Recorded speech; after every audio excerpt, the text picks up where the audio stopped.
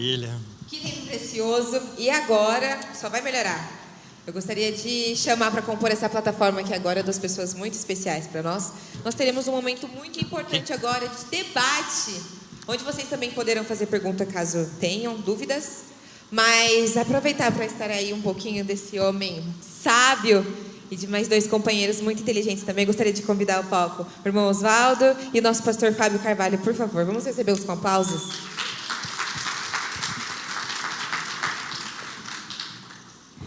Maravilha. A plataforma agora é toda de vocês. Eu quero ver sair fumaça da cabeça dessa galera, viu? Por favor. Pastor, o convidado Oswaldo, por favor, fiquem à vontade, se apresentem. O professor Marcos Eberle já se apresentou, então agora é com vocês. Muito bom, muito bom. Obrigado por estar aqui com vocês. Professor, muito obrigado por nos dar essa oportunidade de ouvirmos isso que temos ouvido já em muitas outras ocasiões, mas hoje especificamente aqui ao vivo. Muito obrigado por isso. Eu gostaria de, já iniciando, ter a oportunidade de... Eu não quero polemizar muito, mas eu gostaria de uma, assim, que talvez seja uma pequena polêmica, que diz respeito a um posicionamento da Academia de Ciências, a respeito do seu trabalho, como que eles têm visto e como que você se posiciona diante deles, por favor. Muito bem, olha, até 2000 e... Ainda bem que eu não falei assim baixinho, né, pastor? Pastor Fábio, até 2008, eu tinha entrado na academia e me tornado um evolucionista teísta. Eu dava aula de evolução, falava sobre o Big Bang, Darwin, tudo mais. Era um zumbi na fé. Segunda a sexta eu cultuava a ciência, na sábado eu descansava, domingo eu cultuava aquele Deus meio estranho que usou a morte para criar a vida, que fez lenta, gradual e sucessivamente, não é? Criou uma terra, deixou por bilhões de anos sem uso, depois vai lá e usa, aquelas coisas. Mas eu era um evolucionista teísta até 2008. E como evolucionista teísta, na minha ciência não fazia menção nenhuma a Deus. Inclusive num debate que eu tive uma vez, quando concorri a um cargo lá, alguém me perguntou assim: mas professor, o senhor é crente, o senhor vai na igreja? Eu falei assim: pastor Fábio, olha aqui, quando você é evolucionista teísta, você faz essas coisas. Olha, aqui eu sou cientista, de segunda a sexta. Eu só sou cristão na igreja. Olha, falei isso, pastor. Eu separo. Uma coisa é ser cientista, outra coisa é ser cristão. Muito pelo contrário. Então, até 2008, a academia gostava do Marcos. Me elegeu para a academia, fui eleito. Fui eleito para... medalha Thomson, ganhei alguns prêmios e tudo mais. Agora, em 2008, quando eu descobri o design inteligente, quando eu larguei esse compromisso com as trevas do evolucionismo teísta e passei a defender o design inteligente, que um grande Deus fez todas as coisas, passei a ser um abominável homem do design inteligente. Olha, a ciência do Marcos não é boa. Pastor, desculpa aí, né, todo mundo que está me ouvindo, mas um dos cientistas que mais publicou na história da ciência brasileira. Outro dia saiu um ranking da química no Brasil. Saí em que lugar, pastor? Fala aí, vai. Primeiríssimo lugar. Mas o Marcos agora é um herege. Outro dia um amigo meu me ligou e falou assim: você precisa se tratar, Marcos. Eu falei: ver um médico? Qual? Psicólogo? Ele: não, psiquiatra. E começaram uma campanha contra mim, obviamente. Falaram: olha, o trabalho que ele fez não é muito relevante, ele é apenas um espectrometrista de massas. Pastor, não é assim não, né? Eu acho que o trabalho é extremamente relevante. E aí agora a Academia Brasileira de Ciências, percebendo como o design inteligente está crescendo muito, e muito mesmo, chegando nos podcasts e tudo mais, todo mundo falando de design inteligente, os jovens tendo acesso ao design inteligente através da mídia, dos podcasts e tudo mais, resolveu escrever um livro, pastor. A Academia Brasileira de Ciências resolveu escrever um livro. E o livro é totalmente anticientífico, é um livro religioso, obviamente, porque diz: a evolução é um fato. Olha, esse é o título do livro que a Academia Brasileira de Ciência acaba de publicar: a evolução é um fato. Aí você vê lá um monte de instituições públicas financiando o livro. Então nós pagamos por esse livro, viu, gente? Todos nós pagamos. cristãos, ateus, qualquer um, todo mundo pagou porque é instituição pública. Eu acho que é um grande desserviço à ciência que a Academia Brasileira de Ciência faz. No lançamento do livro, citaram explicitamente o meu nome. Olha só, o Marcos precisa ser cortado os financiamentos do Marcos, porque ele está fazendo campanha contra a evolução. Olha só, isso é dogma, isso é religião. Eu posso pôr um processo contra eles, né, gente? Vocês estão sabendo aí, eu posso pôr um processo contra vocês. Não pode cortar recursos de um cientista, porque um cientista está querendo fazer com que a ciência volte ao seu bom e velho caminho de discutir teses, não de fechar com... A ciência, tem fato em ciência, pastor Fábio? Não, a ciência sabe que suas teorias são provisórias e que elas devem estar constantemente sendo submetidas ao fogo de novos dados, do escrutínio, da investigação. Quando uma academia diz que alguma coisa é fato, e esse fato não pode ser contestado, e quem contesta tem que ter os seus recursos retirados, essa academia assina um atestado de que agora ela não está mais fazendo ciência, que ela está fazendo religião. E a religião de pior espécie, né, que persegue os seus hereges. Olha só, e aí também começaram a discutir como excluirão o Marcos da Academia Brasileira de Ciências. Eu falo assim, pode excluir, vai ser super legal ser excluído, vai ser o primeiro acadêmico no mundo a ser excluído de uma academia, porque está querendo defender a academia, está querendo defender a ciência, porque falar que evolução é fato, isso é religião. Então, percebeu o que acontece do outro lado, pastor? E como é que eu me posiciono? De peito aberto. Falo para todos os cantos e de todos os lugares. Porque eu estou do lado da boa ciência, pastor.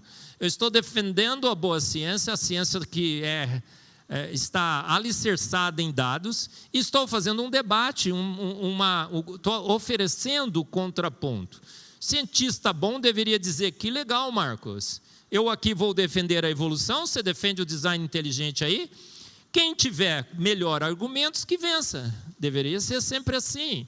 Mas não, hoje a gente vive uma academia totalmente dogmática, religiosa, que defende uma posição que já está falida, eles sabem, mas mesmo assim eles continuam defendendo, com recursos públicos, e continuam doutrinando os nossos filhos nas escolas e nas universidades. Mas por pouco tempo, gente...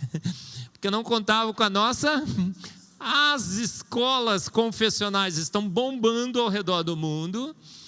Pais têm tirado seus filhos dessa doutrinação, têm feito homeschooling, por isso que eles combatem. Têm colocado em escolas confessionais, elas estão crescendo no mundo todo. E para tirar disso, porque isso não é ensino, isso é doutrinação. E eu acho que...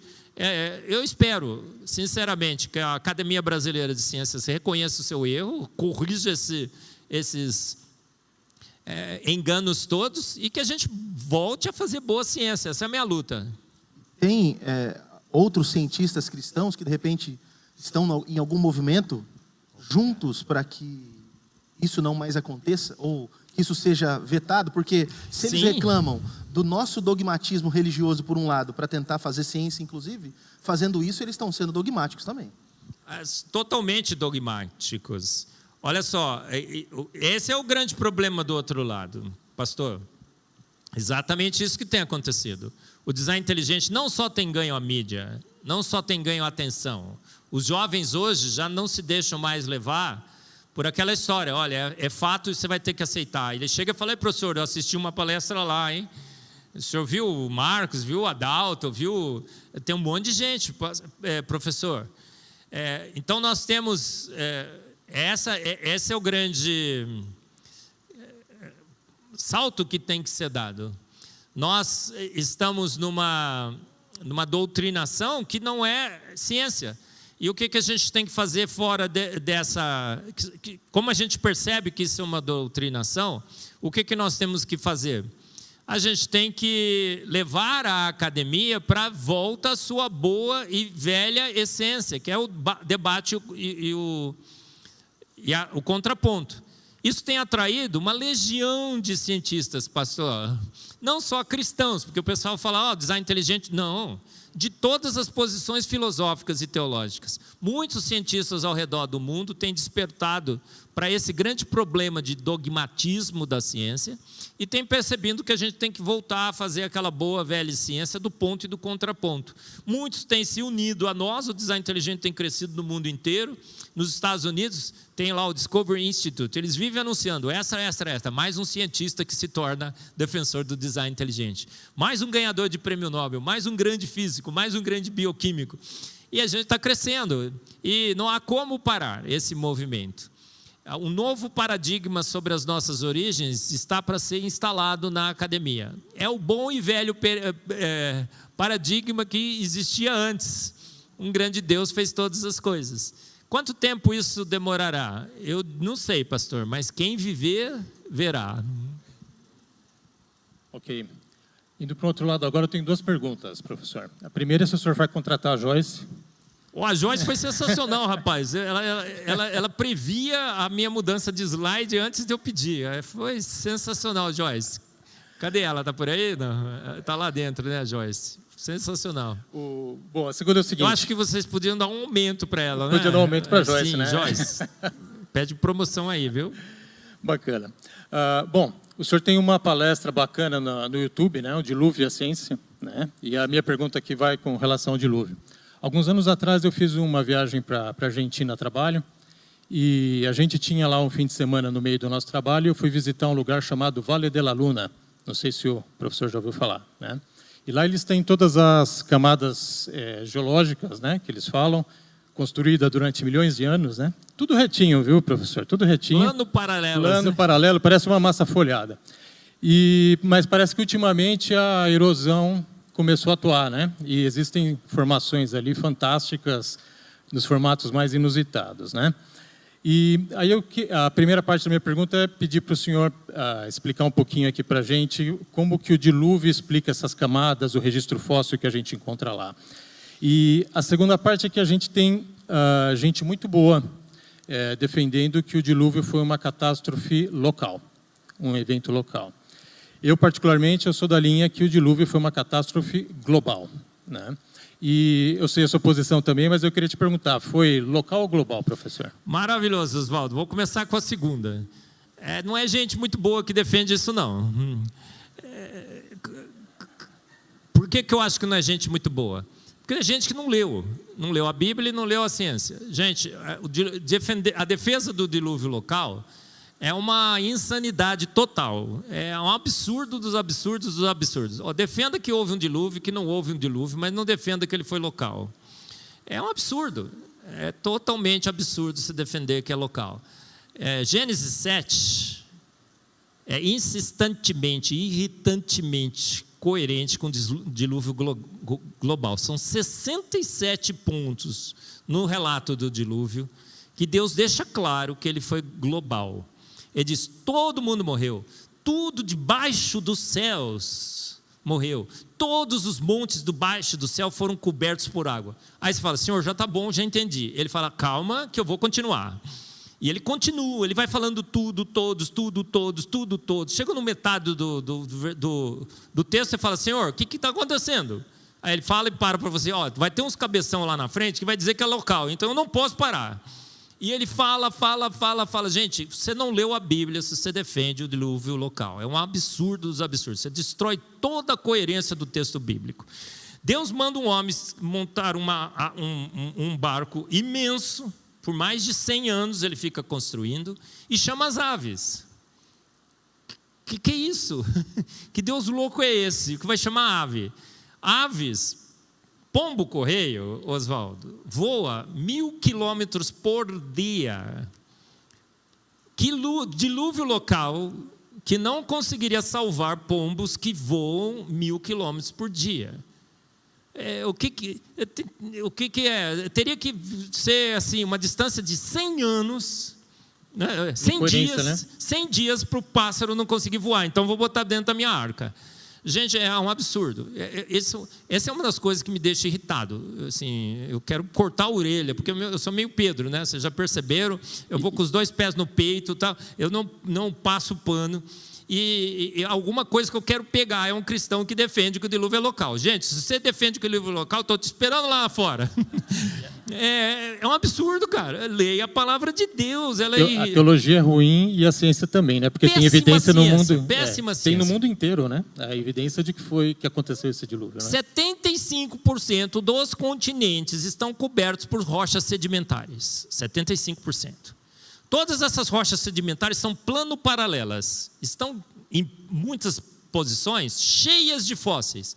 Não dá para encher uma camada sedimentar cheia de fósseis com uma deposição lenta, gradual e sucessiva, porque os decompositores estão por aí, gente. A única forma de você encher uma camada de fósseis cheia de fósseis é que essas camadas tivessem sido depositadas umas sobre as outras rapidamente. 95% dos animais são animais marinhos. O que animal marinho está fazendo em cima misturado em rocha em cima de continente? Nos Alpes, né? Os Alpes tem resto de animais marinhos. Outro dia estava um vídeo no TikTok, estava assistindo. A moça está chegando assim no topo dos Alpes, junto com os alpinistas. Chegamos. Aí ela olha assim, rapaz, conchas. É um grande... Aquilo lá foi um fundo de um mar que rapidamente se ergueu durante o dilúvio bíblico. Então, já bati bastante. Você acha que foi suficiente a minha defesa do dilúvio global? Você quer que eu bata um pouquinho mais na turma? Tá bom, gente, tá tem bom. pastor fazendo vídeo. É isso que E pastor que sabe hebraico, que não deve ter lido a Bíblia. Eu cheguei e fiz um vídeo rapidamente, porque tinha lá 35 mil visualizações. Eu falei, 35 mil cristãos que estão se deixando levar por uma tese que destrói a coerência da Bíblia. Se você destrói a coerência da Bíblia, você joga sua Bíblia no lixo. Se a Bíblia não é coerente na descrição do dilúvio, para que você vai achar que a Bíblia é realmente digna de confiança? Você destrói toda a coerência do dilúvio quando ele for local. Sabe o que aconteceu com o dilúvio local? Foi uma tentativa da gente amenizar o nosso problema, porque a gente achou, não vou conseguir explicar o dilúvio. Não, ele é muito catastrófico. Olha, veja bem, então vou transformar num dilúvio local, porque dilúvio local, Deus promete nunca mais destruir a terra do jeito que destruiu. Então aquele dilúvio lá no Rio Grande do Sul, Deus descumpriu a sua promessa, milhares e milhares de vezes, porque inundações locais sempre aconteceram. Então não é péssima ciência, com péssima filosofia, com péssima teologia. Eu não sei por que alguém faz um vídeo defendendo o dilúvio local. O que ele quer com isso? Destruir a palavra de Deus? Fazer um compromisso com as trevas totalmente espúrio? Não é. Eu tenho um vídeo agora sobre o dilúvio, né? Eu não vou falar porque eu já falei muito. O pastor Fábio que vai me suspender porque está acabando o tempo. Então se eu começar a falar do dilúvio, gente, 11 horas, vocês topam? Acho que é melhor não, né, pastor Fábio? Então tem um vídeo no meu canal no YouTube, a Arca Noé, dilúvios, dinossauros, fato ou boato. Eu tenho várias versões, assista a última, porque já era sensacional, agora ficou hiper mega sensacional. Sabe por quê? Porque é uma palestra minha sobre o dilúvio. Mas ficou bem legal, gente. Eu falo sobre as grandes evidências do dilúvio bíblico. Essas camadas plano-paralelas se propagam por continentes. E é como se não tivesse tido erosão durante milhões de anos. Não pode. Deveria ter erosão. Elas não podem ser massa folhada. Não pode. Gente, tudo bonitinho. Aí o dilúvio lá no Sacani, lá no Pirula que falou no debate. Não, era um lago. Os bichinhos morreram, soterrou. E foi soterrando.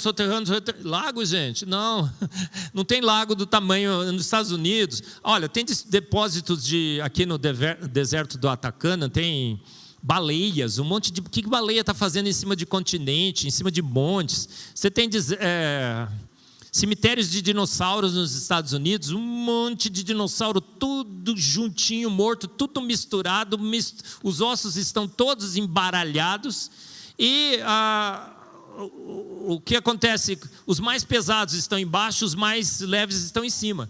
O que estava fazendo? Uma convenção mundial de dinossauros? Todos se reuniram naquele lugar? Não, eles estavam fugindo da inundação, que não foi de uma vez só, foram com grandes tsunamis, eles foram fugindo e foram pegos ali. misturados em lama, foram sedimentados. E várias camadas umas sobre as outras, para que os decompositores não pudessem decompor tudo. É um dos eventos mais bem documentados na geologia da Terra, o dilúvio. E os continentes estão se separando. O Brasil, a América do Sul da África. O rio Amazonas está depositando seus sedimentos no delta do rio Amazonas. O delta do rio Amazonas não passou sequer da metade do Atlântico. Fomos medir a taxa de deposição desses sedimentos. Medimos. Há quanto tempo faz que o delta do rio Amazonas deposita os seus sedimentos no seu delta entre a América do Sul e a África, Oswaldo? Quanto você acha? O tempo do fim do dilúvio, 6.000 anos. 4.700. 4.700. Levando em conta o fato de sermos cristãos e tentarmos também junto dispensar na ciência, que eu acredito também que não deveria ser separado uma coisa da outra, a aleatoriedade do Big Bang não devia nem passar na cabeça de um cristão. A aleatoriedade. Mas, ainda assim, um ramo dos cristãos que são criacionistas também admitem ainda o Big Bang, né? Como sendo Deus startou tudo aquilo. De alguma maneira, não deveríamos tentar, pelo menos, fazer uma junção ou um trabalho conjunto com todos os criacionistas? Você não acha que seria possível que isso acontecesse e não seria favorável para pelo menos a aleatoriedade já ser excluída mais rápido, ao invés de trilharmos caminhos assim separados do design inteligente, da Terra Nova, o jovem e tal, e trabalharmos separados? Pastor, eu sou meio radical nessa estratégia. Eu não quero compromisso nenhum. Zero. Outro dia num debate que eu defendi a Terra Jovem e fui contra o Big Bang, o debatedor chegou no final e falou assim: Marcos, se você defendesse o Big Bang, você seria muito mais aceito, inclusive. Ia ter mais visualizações no seu canal, o pessoal ia achar o seu mais bonitinho, sabe? Mais ou menos isso que ele me falou, tá bom, pastor? Eu falei, olha, eu olhei para ele e falei assim, cara, eu não quero visualizações. Eu não quero monetizar no meu canal, nem monetizo, mas investo. Eu quero defender a verdade. Não quero fazer nenhum compromisso com as trevas, pastor. O que eu acho do criacionista de Terra Velha?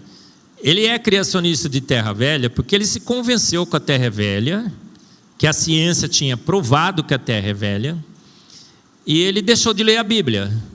Ele falou assim, eu prefiro ficar com a ciência e vou adaptar a Bíblia nessa ciência. Porque a Bíblia é clara demais, pastor. Não há como você imaginar na Bíblia milhões de anos.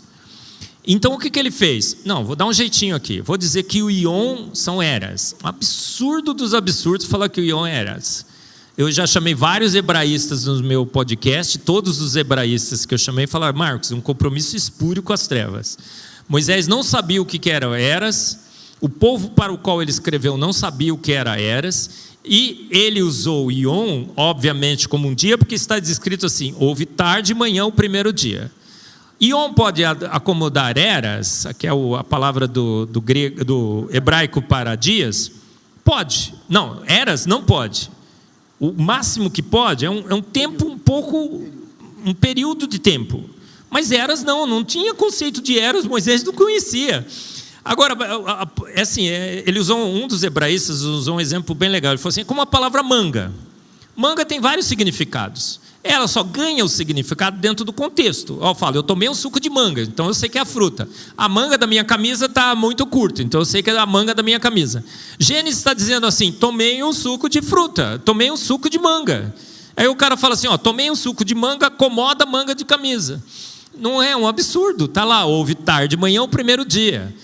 Tem todas as indicações que foi um dia. Não, mas são eras. Olha, Deus disse que para Deus 1000 anos é um dia 1000 anos. Já viu essa, pastor? Esse é o pior absurdo de todos, porque não tem nada a ver. O versículo está falando sobre a volta, o contexto é a volta de Cristo. Deus é longânimo, é uma figura de linguagem para dizer que Deus não conta o tempo como a gente conta. Se a gente acha que Deus está demorando, ele acha que ele está sendo apressado, porque Deus conta o tempo diferente. E foi 1000 anos, nem foram eras, nada a ver com... Mas ele pegou esse versículo, começou a adaptar, diz, olha só, Deus pode ter guiado o Big Bang. Pastor, Deus pode ter guiado o Big Bang? Salmos 33, 9 diz, porque ele falou e tudo se fez. Ele ordenou e de pronto tudo foi criado. Salmos 33, 6 diz que ele soprou o universo. Pela fé entendemos que as coisas foram criadas pelo poder da palavra de Deus. Ele soprou o universo com o sopro de sua boca. Gênesis 1:1 diz, no princípio criou Deus os céus e a terra. Porque em 6 dias criou Deus os céus, a terra e o mar e tudo que neles há. Jesus, perguntado sobre o casamento, disse, não tendes lido que desde o princípio eu os fiz homem e mulher? Jesus falou em aramaico. E os seus textos foram registrados em grego. A palavra grego que foi usada para não tendes lido, porque ele está se referindo a Gênesis. O princípio que Jesus falou é a mesma palavra em grego que foi utilizada para Gênesis 1:1, no princípio. Então Deus encarnado, Cristo, está dizendo, não tendes lido que no princípio de todos os princípios, aquele princípio de Gênesis 1:1, eu os fiz homem e mulher. Então olha, Gênesis 1:1 fica, no princípio criou Deus os céus, a terra, o homem e a mulher. Da onde que eu posso tirar o Big Bang da Bíblia? De lugar nenhum.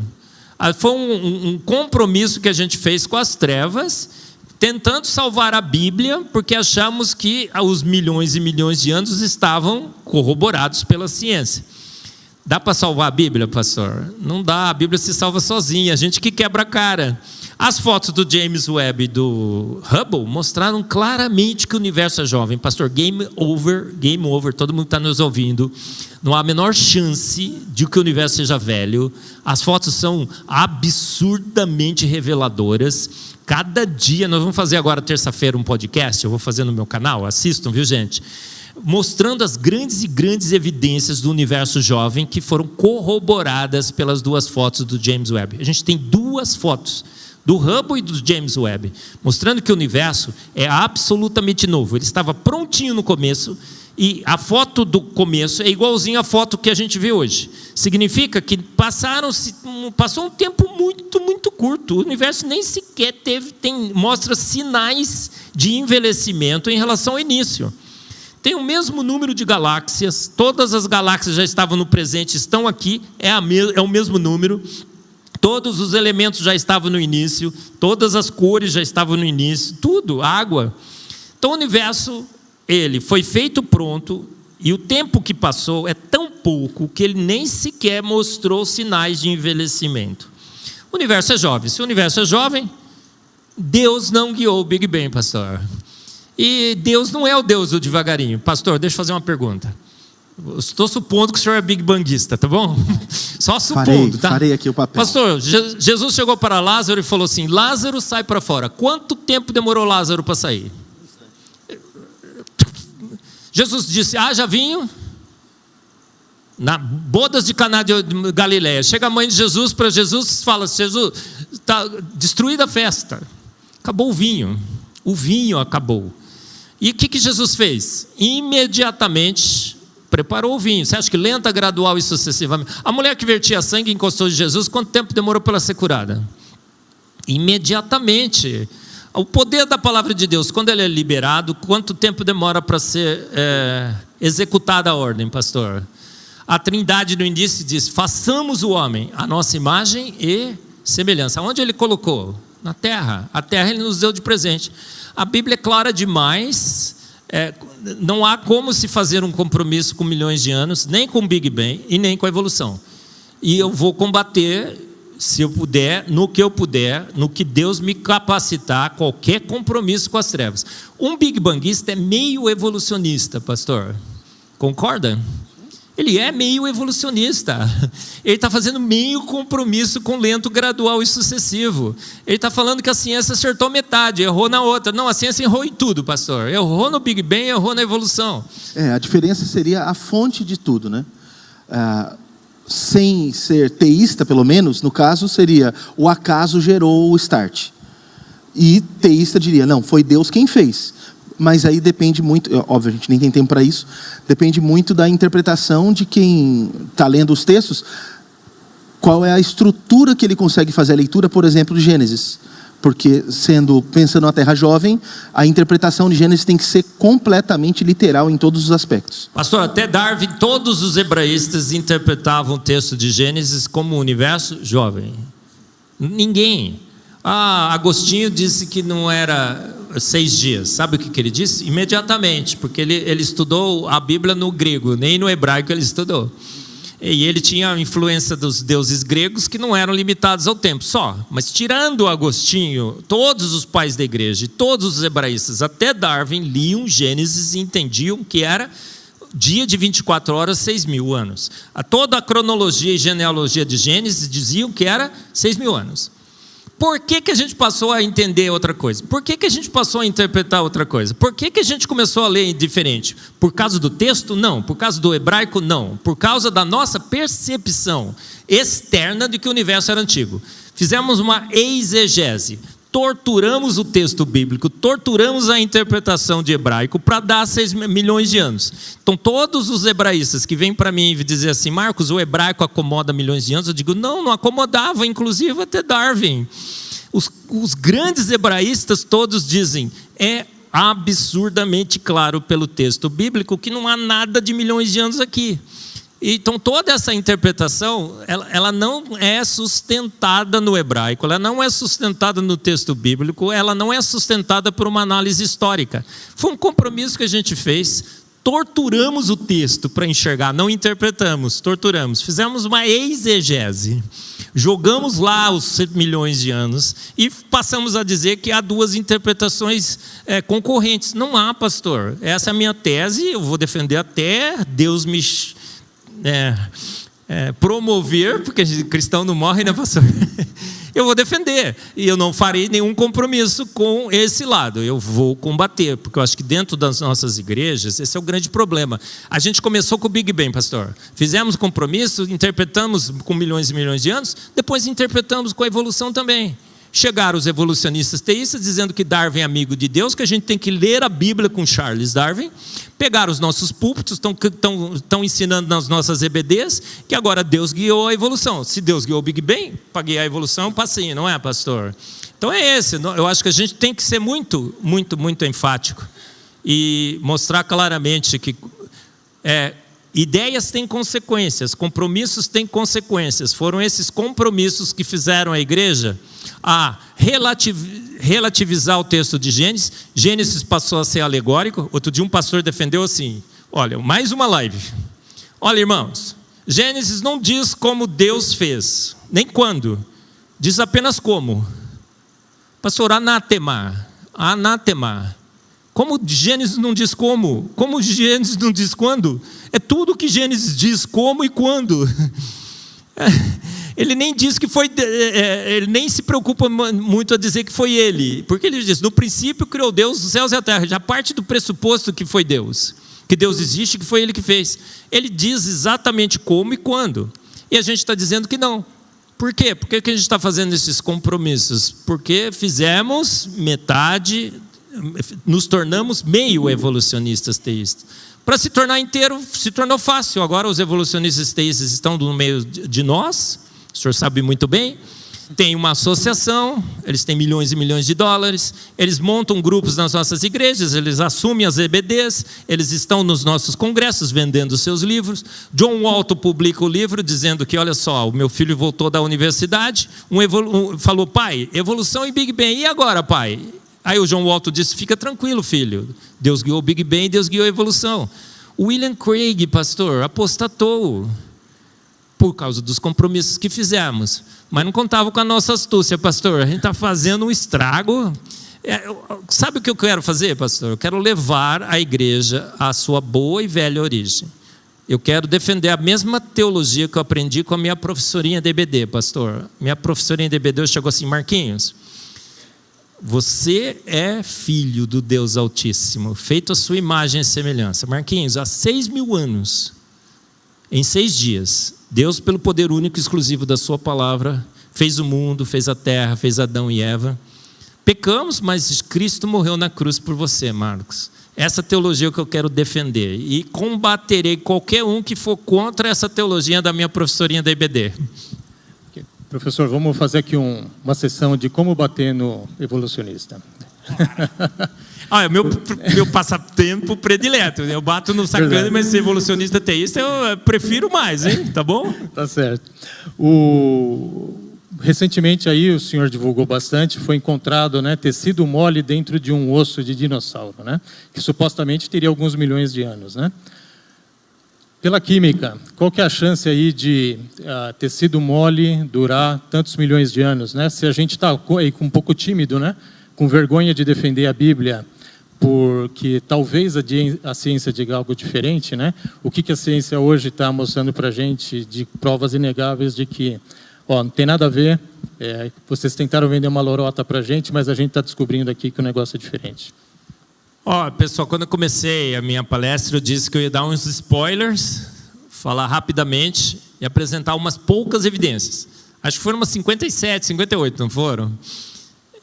E deixei de fora essa, do tecido mole, que é uma estrondosa evidência. Disseram que os dinossauros foram extintos há 60 milhões de anos. No mínimo 60. No mínimo 60 milhões de anos. Que caiu um asteroide na Terra, matou todos os dinossauros. Qual a evidência que eles têm para esse fenômeno? Zero. Mas 60 milhões de anos. Bom, antes da Mary Schweitzer, acho que é assim que fala o alemão dela, muitas e muitas evidências já tinham sido apresentadas da existência de material orgânico em osso de dinossauro. Mas o mais famoso achado foi da Mary Schweitzer, que infelizmente é evolucionista teísta, muito infelizmente. Ela foi pegar um osso de T-Rex lá, cortou o osso cheirava mal, putrescina e cadaverina. Tinha células sanguíneas, colágeno, elástico e plástico. Isso ficou famoso porque ela publicou artigo para o mundo inteiro. Começaram a cortar tudo quanto é osso do registro fóssil. Todos os ossos do registro fóssil.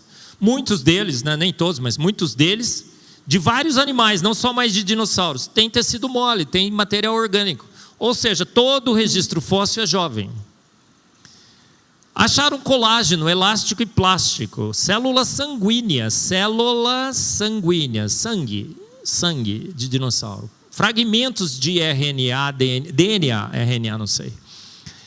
O que isso mostra? Absurdamente que os dinossauros estiveram entre nós. Eu tenho uma palestra no meu canal no YouTube, Os Dinossauros na Bíblia, na Ciência e na História. Assista, sensacional a palestra, porque é minha. Os dinossauros estiveram entre a gente até 1600 depois de Cristo. Eu também achava que eram 600 milhões de anos. Mas quando eu fui estudar, as evidências são claríssimas de que a gente conviveu com dinossauro. O Jó 40:15, Deus fala para Jó, contempla um eu sempre lembro, um brachiosauro. Os dinossauros pescoçudos. Saurápodes, é isso, gente? Quem sabe os nomes dos dinossauros direitinho? Tem que chamar o Nicolas lá. O Nicolas sabe todos. Pirula, por favor, pode entrar aqui, ajuda a gente. Mas eu acho que é mais um brachiosauro, né, que é aquele pescoçudo, né, que é um dos saurópodes. Deus está falando, contempla, olha, tá vendo lá? Tá vendo, Oswaldo? É lá, ó.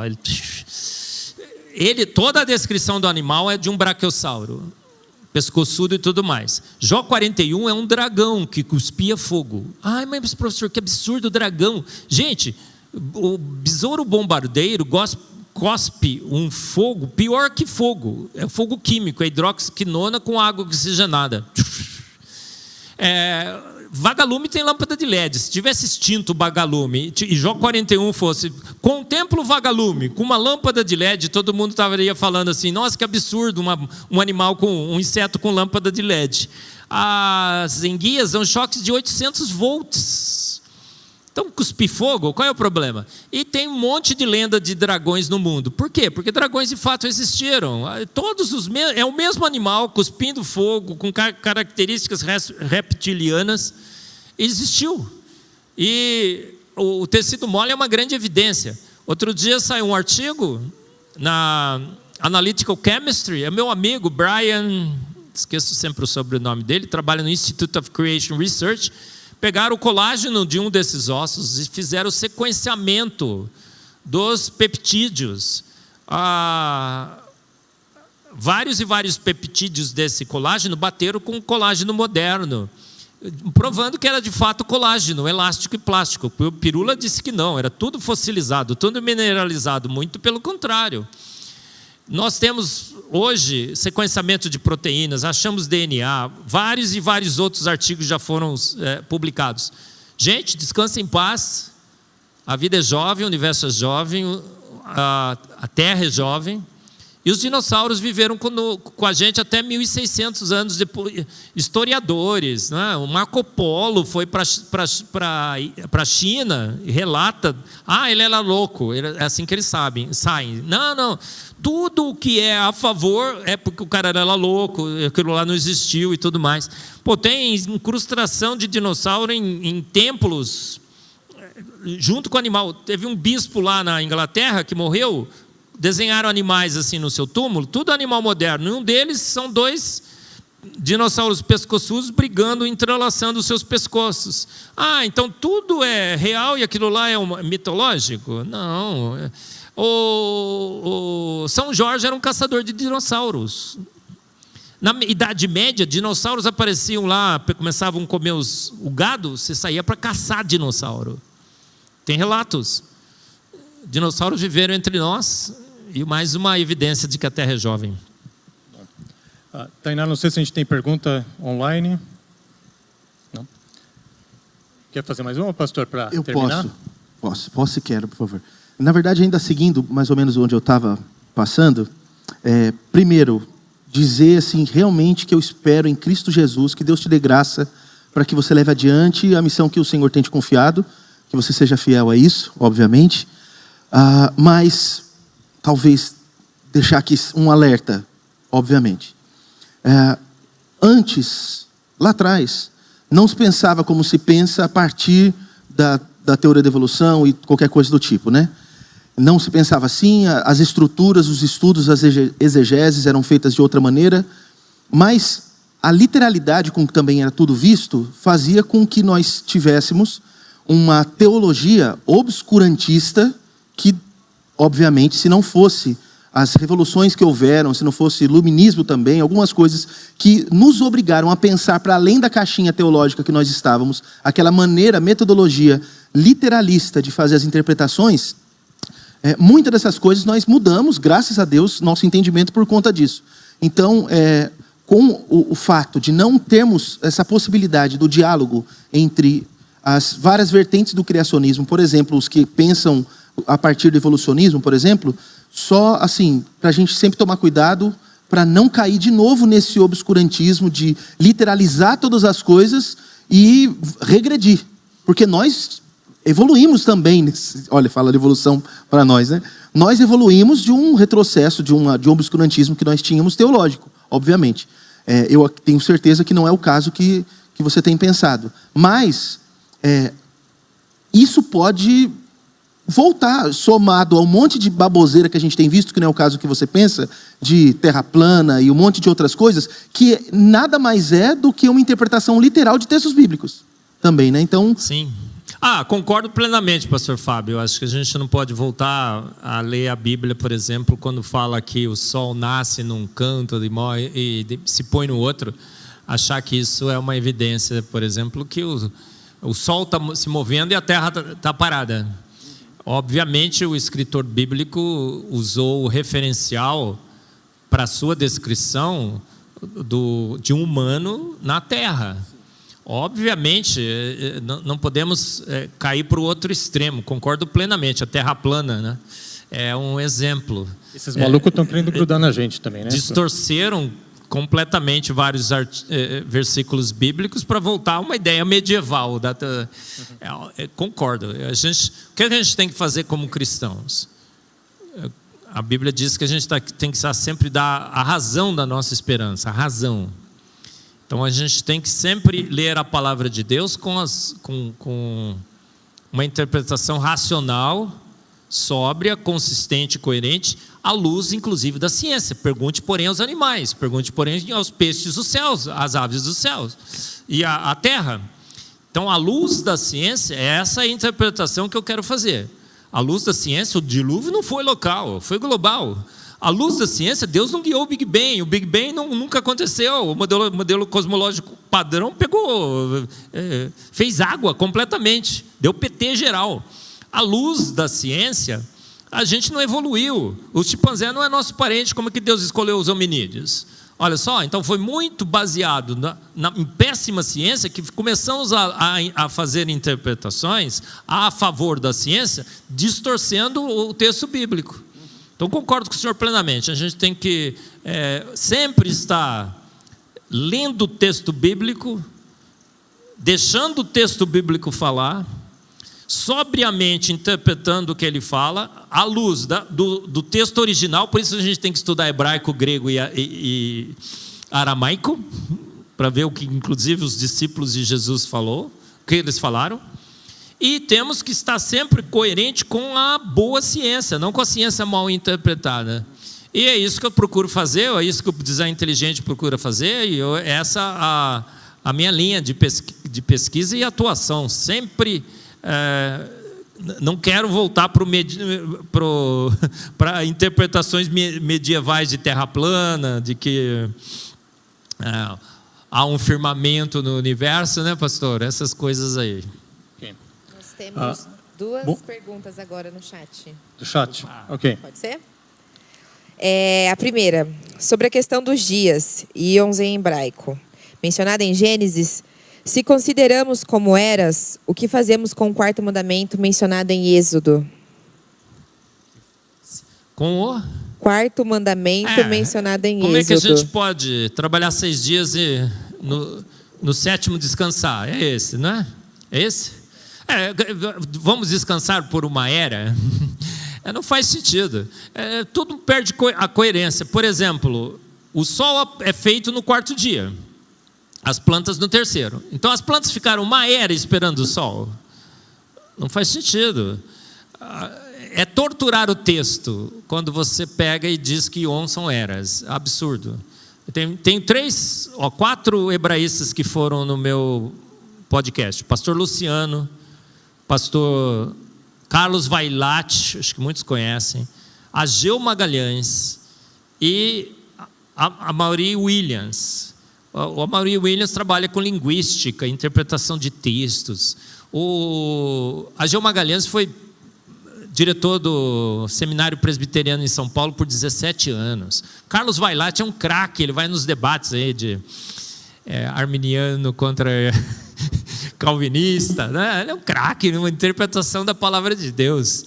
O pastor Luciano, um show, e Fabiano também, 5 hebraístas. E eu falei, a pergunta que eu sempre fazia era essa: Ions pode acomodar eras? Todos eles falaram absolutamente não, e despencaram numa grande quantidade de evidências. Agora, o que é pior? A ciência hoje prova que o universo é jovem. Gente, não tem como você escapar. Todas as evidências. Faremos um podcast sensacional na terça-feira, às 7 horas no meu canal no YouTube. Venha comigo. Eu e João Paulo Reis faremos uma coletânea de evidências mostrando que o universo é jovem. Por isso que o Sacani, o Pirula e o Jaime não querem mais fazer o retorno do debate, porque eles já foram atropelados no início. Eles estão procurando a placa do caminhão até agora, no início das fotos do James Webb. Agora que o James Webb descarregou, o Sacani falou assim, pastor Fábio, pastor Oswaldo, o Sacani falou assim: olha, uma coisa que me deixaria convencido é se detectássemos galáxias espirais, elípticas. A evolução de Hubble das galáxias é assim: protogaláxia, espiral, elíptica e esférica. A evolução. Não vimos nenhuma protogaláxia. E vimos, no início do universo, os 3 tipos. E tiramos várias fotos ao longo do tempo. Todas as fotos mostram as mesmíssimas composições dos 3 tipos de galáxias. Significa que as galáxias não tiveram tempo para evoluir. Porque sim, uma galáxia espiral evolui para elíptica que evolui para esférica, se tiver tempo. Mas não teve tempo.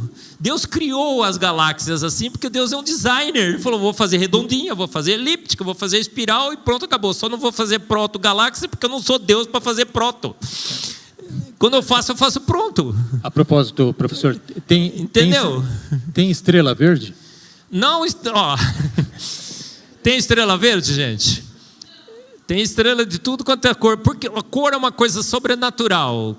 Cor não existe. A cor só é construída no nosso cérebro com os nossos detectores RGBs, que misturando essas vermelho, verde e azul, constrói mais de 10 milhões de diferentes tonalidades de cor no nosso cérebro. A cor não existe. Uma coisa não é verde. Ela se torna verde quando a luz bate, emite uma radiação e os nossos olhos processam e vem cor verde. O Sol, Oswaldo, tecnicamente, ele emite vermelho, verde e azul, e mais no verde. Então, tecnicamente, ele seria uma estrela verde.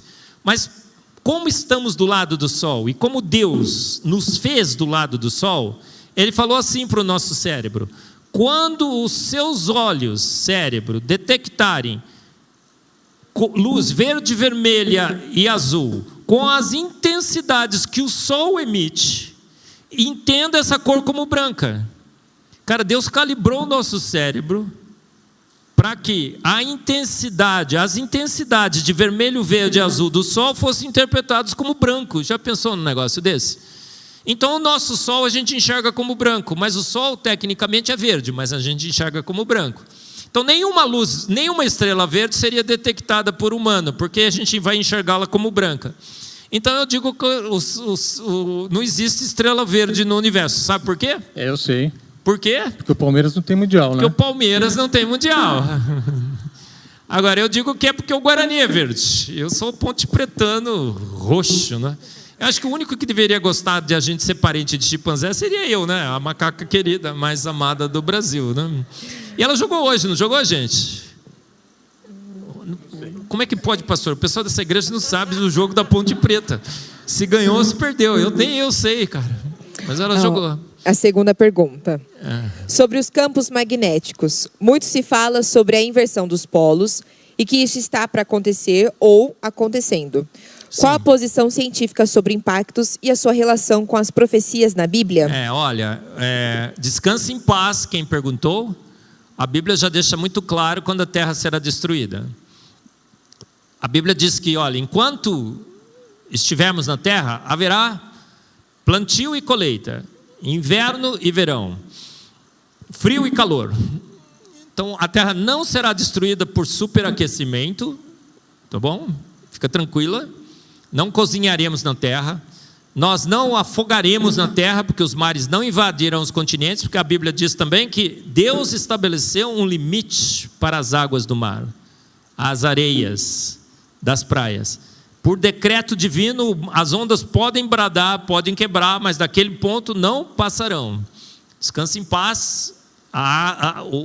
O mar não avançará sobre os continentes. Al Gore disse que Nova York estaria sobre água em 2016. Maldito o homem que confia no Al Gore, certo? Ele tem uma casa na praia, viu? Oi? Ele tem uma casa na praia, viu? E ele tem uma casa na praia. Lá em Dubai estão construindo condomínios nos mares. Eles estão jogando dinheiro fora? Eles sabem que o nível do mar está estabilizado desde que o mar é mar e a gente o conhece. Então fica tranquilo. Não torraremos na terra por calor. A terra será destruída por calor? Não. A Bíblia diz claramente, 2 Pedro 3,10, que quando Deus der a ordem, os elementos ardendo se desfarão. E como pelo fogo, todas as obras serão destruídas. É uma explosão atômica. Os elementos serão desfeitos. Então ele liberará a energia dos átomos, muito provavelmente, e uma grande explosão atômica destruirá a Terra. Então eu brinco, você vai estar aqui e de repente, pum, parece na glória. Aí você chama um anjinho e fala: o que aconteceu? A história do peixinho também. Falou: os elementos ardendo se desfizeram, todas as obras da terra foram destruídas. Você fala: nossa, que legal, estou gostando daqui. Então você tem que se preocupar? Não, gente, olha, Deus é bom demais. E quando ele resolver destruir, ele vai destruir, não vai fazer você cozinhar aqui, não vai fazer você afogar, tá bom? Fique em paz. Era sobre o campo magnético, desculpa, eu não respondi. O campo magnético da Terra está diminuindo. Se você regride, chega a 30, 40 mil anos, o campo da Terra começa a se tornar tão forte que ele começa a destruir os átomos. Como é que a gente está aqui há milhões de anos? 30, 40, não sei se eu estou lembrando bem, ou 300, 400 mil anos, alguma coisa assim, mas não dá muito tempo para trás. Então, e se o campo magnético diminuir demais, o vento solar vai bater na gente. Então é uma janela de tempo muito curta em que a vida da Terra é viável. A Lua está separando da Terra 4 centímetros por ano. Se você regredir a Lua, 1 bilhão de anos, grandes tsunamis já estão... 500 milhões de anos, grandes tsunamis já estão varrendo os continentes. 1 bilhão de anos, a Lua já bate na Terra. Se você afastar a Lua por muito tempo, as marés cessarão. Então há uma janela de tempo de vida na Terra muito curto também, em relação à Lua. Não pode ser muito velha e a gente não pode ficar muito tempo aqui. Jesus tem que voltar. Olha só, a Bíblia é sensacional, ela bate com a boa ciência perfeitamente. Bom, para a gente encerrar aqui, professor, eu queria pedir licença para dar um testemunho meu sobre o senhor. E o contexto é o seguinte: há um tempo atrás o Pirula foi bastante indelicado, para dizer o mínimo, né, fazendo um comentário sobre o Rodrigo Silva. E num podcast que o Rodrigo Silva foi com o senhor, ele meio que respondeu para o Pirula, mas nada de devolver na mesma moeda nem nada. Respondeu com muita classe e tudo, como é peculiar aí no Rodrigo Silva, né? E o Vilela parece que quis promover um encontro entre os dois, né? E o Rodrigo Silva amontoou um caminhão de brasa na cabeça do Pirula nesse encontro. Ele foi ofendido e ele pediu desculpa para o Pirula lá. Então foi um testemunho maravilhoso que ele deu. E no final estava um clima muito bacana, um clima de conciliação ali. E chegou o momento das perguntas. E quem mandou a primeira pergunta foi Marcos Eberlin. Aí eu até peço perdão para o professor, eu pus a mão na cabeça e falei, o professor Marcos vai estragar tudo. Ele é uma mistura de russo com alemão, ele é combativo, ele é o Pedro, né? A imagem que veio na minha cabeça, professor, foi do Luiz Fabiano, dando uma voadora no pescoço do argentino. Não sei se o professor sabe quem é o Luiz Fabiano. Foi revelado na Ponte Preta, né? Ponte Preta, sim. E para me provar errado e para a glória de Deus, né, a pergunta que o professor Marcos fez foi, Rodrigo, fala para o Pirula como que foi a sua experiência de conversão, né? E foi como aquele atacante que chegou na linha de fundo, cruzou para trás, por centroavante estufar a rede, né? O Rodrigo deu um testemunho maravilhoso. Quem já era crente ficou com vontade de se converter de novo. E o Pirula só não se converteu ali porque estava com o coração mais duro do que o coração do faraó, né? E ali ficou muito claro para mim o seguinte, professor, que o senhor é muito preparado, preparadíssimo, vai para muitos debates, ganhou muitos debates aí de goleada, todos, né, de goleada, mas o senhor não é um cara que está interessado em ganhar debates, o senhor está interessado em que vidas sejam ganhas para Jesus. Então, eu fiquei muito tocado com aquilo, né? E eu queria dar esse testemunho aqui do professor Marcos para vocês, tá bom? Muito obrigado pela sua presença aqui essa noite, a gente foi enriquecido, né? E queria pedir que o senhor terminasse aí com as suas últimas palavras e fazendo uma oração para a gente, e a gente termina.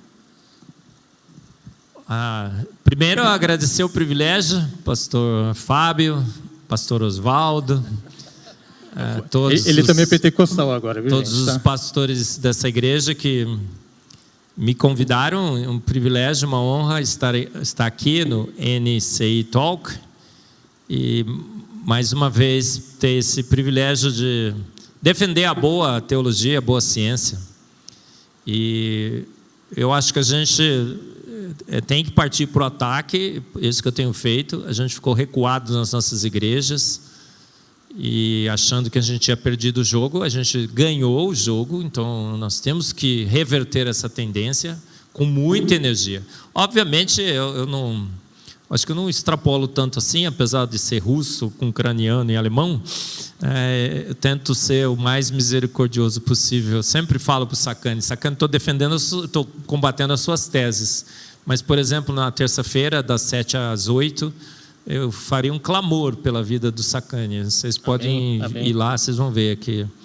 Eu vou falar: Sacani, estamos orando por você, tem toda uma legião de crentes orando por você, que Deus te dê sabedoria, que você esteja do nosso lado. Eu pus até ele no nosso lado lá, tá?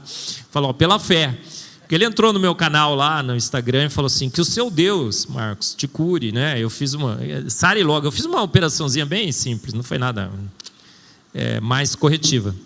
Aí ele entrou lá, eu falei: Sacani, que minha esperança é que um dia nós dois possamos chamar esse Deus Todo-Poderoso de nosso. Essa é a minha oração.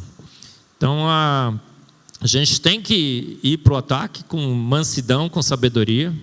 A gente tem que se livrar de todos os compromissos que fizemos com as trevas. A própria igreja fez vários compromissos com o Big Bang, com a evolução. A gente tem que se livrar desses compromissos e temos que voltar para aquele bom e velho evangelho das nossas professorinhas da IBD, porque elas venceram. Foram as professorinhas da IBD que venceram, porque elas beberam da palavra de Deus genuína. A Bíblia não é para ser interpretada, ela é para ser lida. Quando a gente interpreta, a gente quebra a cara.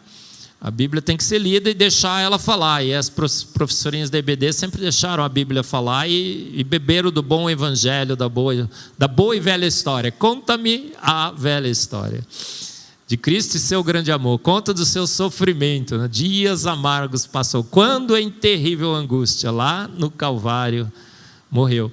E conta-me da boa e velha história de um Deus que, pelo poder único, exclusivo da sua palavra, em 6 dias, disse: haja e ouve. Essa é a boa e velha história que a gente tem que voltar a anunciar nas nossas igrejas, sem compromisso com as trevas, e dizer que a nossa teologia está do lado da boa ciência. Temos que tirar esses professores que estão doutrinando os nossos filhos nas escolas, gente. O que é isso? A gente está deixando.